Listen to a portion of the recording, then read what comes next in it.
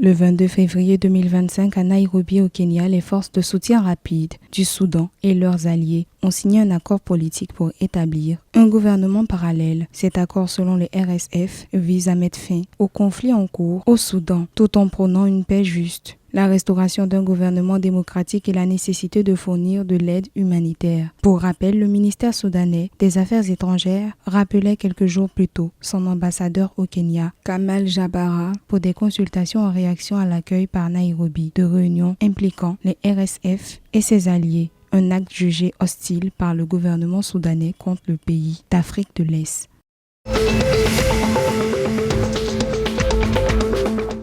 Le secteur des exportations agricoles en Tanzanie subit une pression croissante suite à l'augmentation des frais pour les certificats phytosanitaires essentiels pour l'exportation de produits agricoles. L'autorité tanzanienne de la santé des végétaux et des pesticides a récemment annoncé une hausse de plus de 460% des frais, ce qui suscite des vives inquiétudes parmi les exportateurs qui redoutent que cette mesure nuise à la compétitivité du secteur et impacte négativement les exportations agricoles du pays. Le gouvernement a promis de réagir face à ces préoccupations croissantes.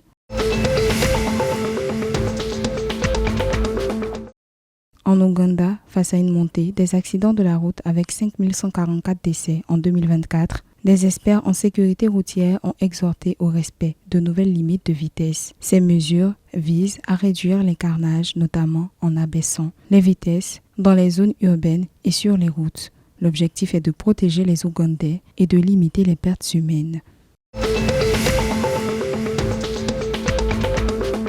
Le 23 février 2025, l'Éthiopie a lancé son premier passeport électronique, marquant une étape importante dans la modernisation des services d'immigration. Cette initiative, selon les autorités du pays, vise à renforcer la sécurité des documents de voyage et à améliorer les services en réduisant les retards et les abus. La production locale des passeports devrait débuter en octobre 2025, mettant fin à la dépendance à l'étranger. Le lancement a été salué par les membres du gouvernement et les citoyens.